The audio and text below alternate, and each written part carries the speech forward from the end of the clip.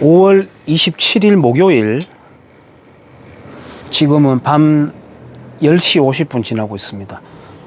목요일 날은 일찍 마치는 날은 아닌데 최대한 빨리 정리하고, 오늘 축구 게임이 있는 날이었어요.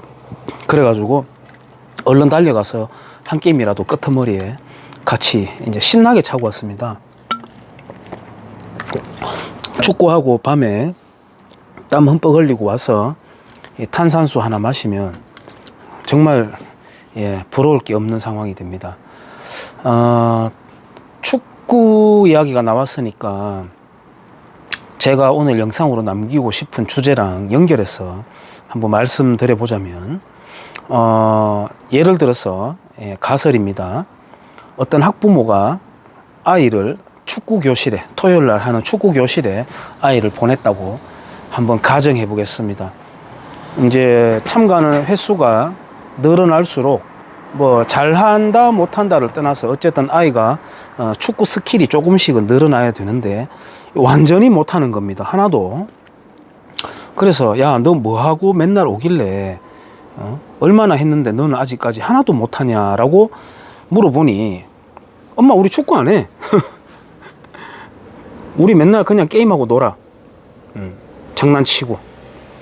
그래서 이제 그 학부모가 축구 코치에게, 코치님 왜 축구는 안 가르치시죠? 라고 했는데, 축구 코치가 한다는 말이, 어머님 축구도 몸을 움직이는 거고요, 애들 장난치고 노는 것도 몸을 움직이는 거잖아요. 그래서 어쨌든 몸 움직이고 운동하고 가면 그만 아닌가요? 라고 말한다면 어떻게 받아들일까요? 학부모가? 또 한 가지, 피아노를 배우라고 보내놨더니만 하모니카만 계속 배우고 오는 겁니다. 그래서 그것도 이유를 물어보니까 피아노 선생이 하는 말이, 어머니 피아노든 하모니카든 악기잖아요. 악기. 악기 다룬다는 건 똑같은 거 아닙니까? 그래서 무언가 악기를 배우고 가면 그만 아닌가요? 라고 대꾸를 한다면, 또 수학학원에 보내놨더니만 퍼즐 맞추기만 하고 오는 겁니다. 그러면서 수학학원 선생님이 하는 말이, 수학이든 퍼즐 맞추기든 머리 쓰는 거는 똑같잖아요. 라고 대꾸한다면, 짜장면을 시켰는데 된장찌개가 나왔어요. 그래서 왜 이러냐라고 이제 말하니까 주방장이 하는 말이, 뭐든 먹고 배부르면 그만 아닌가요? 라고 말한다면 어떻게 할까요? 받아들일 수 있겠습니까?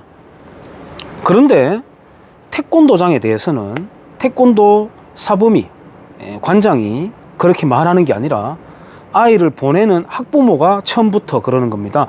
우리 아이는요 태권도 기술 안 배워도 됩니다. 그냥 놀기 삼아 보내는 겁니다. 땀 흠뻑 흘리고 그냥 오면 됩니다. 그래 보내주시면 돼요 라고 학부모가 요구를 합니다. 관장이 그렇게 말하는 게 아니라. 앞서서 나열했던 그런 가정들 있잖아요. 예를, 그걸 학부모가 요구를 한다니까요. 이건 100% 지금까지 우리 지도자들 탓입니다. 지도자들 탓이에요. 과거에 99년도 후반기와 2000년도 초반을 걸쳐오면서 이 태권도 업계에 컨설팅 업체들이 생겼어요. 프랜차이즈 식으로 해서 이제 도장에서 프로그램, 이제 솔루션을 제공을 해주는 거죠. 그치만 그때는 그래도 물론 이제 그것마저도 정통파라고 할 수 있는 이른바 그런 어떤 원로 관장님들이나 선배 관장님들은 탐탁치 않았겠지만, 그래도 그때는 무언가 낙법 기술이라든지 호신술이라든지 뭐 음악에 맞춰서 품새를 한다거나 뭐 상절곤을 돌린다거나, 어쨌든 태권도 본질을 재밌게 배우게 하는 어떤 응용 스킬들, 그런 것들을 이제 보급을 하고 내세웠거든요. 그나마 그때는 괜찮았는데요. 지금은 태권도 관장님들이 말을 참 잘 만들어내요. 학교 체육이라는 말을 만들어 가지고요. 학교 체육이라고 하면 예를 들어 초등학교 4학년, 5학년, 6학년 체육 교과서를 다 사가지고 거기에 나오는 내용들을 뭐 선행학습을 해준다거나, 그러면 그래도 또 뭐 저는 그것도 별로 탐탁지 않습니다만, 그거는 그래도 어느 정도 말이 맞겠습니다만, 가보면 그것도 아니에요. 마치 어린이집이나 또는 실내 어린이 시설 같은 데서 하는 교구들 있잖아요. 그런 거 구비해 놓고 아이들 놀아준다 이거예요. 그래 놓고 학교 체육한다고 하거든요. 그러니까 학부모들은 와, 그래도 학교가 우선이니까 우리 아이 학교에서 체육 시간에 하는 거 태권도장에서 연습도 미리 할 수 있고 좋겠다. 이제 이렇게 하는 거죠. 그게 이제 서로가 매칭이 딱 되는 겁니다. 저는 감히 제가 누군가에 대해서 입을 대고 간섭을 하고 내가 잘하고 있으니까 내가 한 수 가르쳐 주마 하는 그런 거 하나도 없습니다. 저는 남보다 항상 제가 열등하다고 잘 못한다고 늘 여기고 있거든요. 그렇지만 제가 한 가지 강조하고 싶은 것은 본질을 너무 훼손시켜 버리면 안 된다는 거죠. 나중에 우리가 그거 이런 문화 계속 만들면 결국 나중에 우리한테 고스란히 돌아오게 돼 있습니다. 또 이게 안 좋은 게 대를 이어가게 됩니다. 그런 태권도를 경험했는 아이들은 나중에 어른 되어가지고 자기가 학부모가 되어가지고 자기 자식 태권도장 고르러 다닐 때에도 그런 거 고릅니다. 그래서 이건 더 안 좋은 거죠. 더 안 좋은 거죠. 우리 동네에 제가 얼마 전부터 이제 언뜻 듣는데 우리 태권도장에 안 다니고 있는 아이들이 우리 태권도장에 대해서 야, 저 태권도장은 태권도 한다더라. 이렇게 수군거리고 다닌다 그래요. 태권도를 배우는데 예를 들어서 구르기도 할 수 있고 줄넘기도 할 수 있고 띰틀도 할 수 있습니다. 하지만 태권도 보조 운동으로서도 얼마든지 다채롭게 그런 보조 운동들을 만들어낼 수가 있어요. 그래서 재밌게 프로그램 짤 수도 있습니다. 그리고 빡세게 한다 또는 조금 가볍게 한다, 이 정도는 강도 조절은 다 할 수 있습니다. 도장마다. 근데 태권도장에서 태권도 한다는 거 가지고 수군거리고 소문난다, 이게 말이 되겠습니까? 이게 말이 되겠습니까? 그럼 뭐 한단 말이죠? 태권도 안 하면? 작년에 제가 아는 선배 관장님과 이런저런 대화를 길게 나눴는데 그 대화가 제 뇌리에서 떠나질 않고 있습니다. 그 선배 관장님은 저보다 도장 운영 경력이 조금 더 길어요. 무력이 길다고 하죠. 근데 저보고 그러시더라고요. 김 관장, 대한민국 만약에 망한다면 그 망하는 이유 중에 하나가 가정교육 때문이다. 이렇게 말씀하시더라고요. 굉장히 와닿았어요. 지금도 그렇게 와닿고 있습니다. 지금 우리가 중국이 망할 수 있는 조건을 만약에 든다면 신장 위구르하고 티베트 인권 탄압, 그 다음에 산하 제한 정책 때 태어나가지고 몰래 키운 아이들, 그러니까 우리로 치자면 주민등록 등록을 하지 않고 서류상에서 존재하지 않는 아이들, 사회 보장 혜택이 없죠. 그리고 불만들이 있습니다. 애가 임신 개월이 꽉 찼는데도 막 죽여버리고 그랬거든요. 그 다음에 땅이 국가 소유고 그걸 빌려 쓰자라고 하는 게, 빌려 쓴다고 하는 게 중국 토지 제도 아닙니까? 이제 추미하고 조국 씨가 대한민국도 그렇게 가야 된다고 이렇게 강조했던 그거. 그러니까 원래 원칙대로라면 자기 고향, 자기 땅을 떠나서 살 수가 없어요. 근데 일자리가 없으니까 도시로 떠났죠. 몰래. 그걸 중공에서도 당국에서도 알고 있습니다만 묵인해주고 있는 거예요. 그걸 도시농이라고 합니다. 그리고 말씀드렸듯이 산하 제한 정책 때 그 인구 구조가 이제 드디어 생산 가능 인구가 급격하게 줄어드는 결과를 만들어내고 있어요. 그러니까 아이 한 명 놓으면 그 아이 위에 부모가 있죠. 그 위에 또 가지치기해서 할아버지 할머니들 있죠. 총 6명 아닙니까?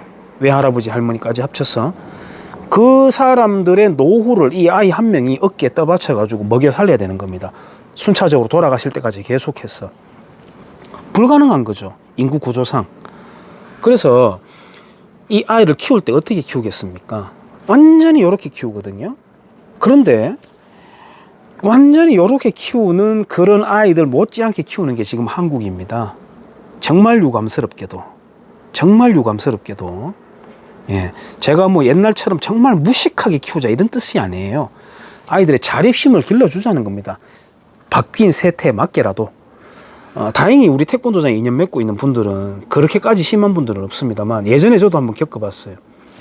이 도로를 나가지도 않고 운동장으로 가로질러서 바로 저기 끄트머리에 살고 있는데 200m 정도 운동장 옆에 태권도 차로 태워서 집에 데려다 달라고 요구를 합니다. 5학년인데 정신적으로 신체적으로 아무런 이상이 없는데 깜짝 놀랄 일이죠. 반면 여기에 러시아 아이들이 많이 와 있는데요, 1학년만 넘어가면 아이들이 자전거 타고 날아다닙니다. 혼자 스스로. 제가 아이들 위험하게 키우자는 거 아니에요. 그만큼 기질이 다르다는 겁니다. 우리 한국인들도 잘 손질된 제도 위에서만 놓여지면 무한한 가능성이 있는 국민성이라고 저는 생각하거든요. 지금도 전 세계 곳곳에 한국 사람 없는 곳이 없다고 할 정도로 호기심이 강하고 개척정신이 강하지 않습니까? 근데 지금 기질이 그렇게 변하고 있는 겁니다. 지금 한국의 청소년들의 체격만큼은 유럽에 비등하게 되어버렸어요.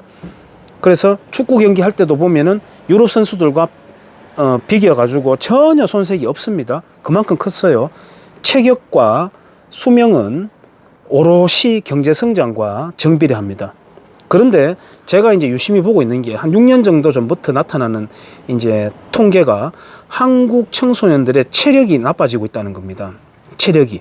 특히나 지금 코로나 국면을 보내면서 아이들 형편없어져 버렸습니다. 멀게요. 허여멀게 가지고 아픈 애들처럼 해가 다니거든요. 이 우리 어른들 잘못입니다. 인간은 땀이 흠뻑 나도록 운동을 해야 됩니다. 그리고 잘 씻고 위생 청결하게 하고 음식 잘 섭취하고 단백질 섭취하고 책을 읽고 이게 바로 근대 시민의 기본 소양입니다. 그리고 신미안을 틔우고 예술적인 감각도 어느 정도 끌어올리고 우리가 전국체전 일본인들이 만든 겁니다. 이 땅에 일제시대 때 만들어진 거예요. 송기정 선수 일장기를 달고 다녔니 이렇게 비극적인 것처럼 묘사하지만 송기정 선수 조선 왕실에서 길러낸 사람 아닙니다.